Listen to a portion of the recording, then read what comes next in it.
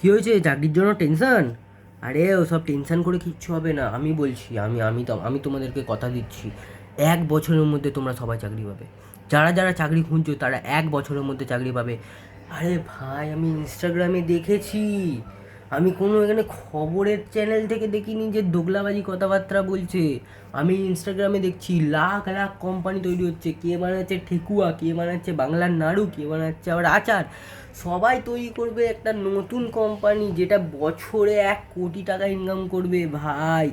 চুটকিতে আম্বানি আদানি তৈরি হচ্ছে, আর আম্বানি আদানিরা চাকরি দিচ্ছে না, এরা এখন চাকরি দেবে ভাই। তোমরা কেন টেনশান করছো?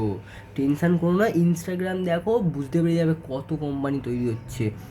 আমি কারোর প্রমোশন করবো না, আমি শুধু বলে দিলাম ওই জন্য ঠেকুয়া তৈরি করছে, আচার তৈরি করছে। বাপরে, দিনে 10টা করে কোম্পানি তৈরি হচ্ছে। তোমাদের 1 বছরের মধ্যে কত চাকরি লাগবে বলো?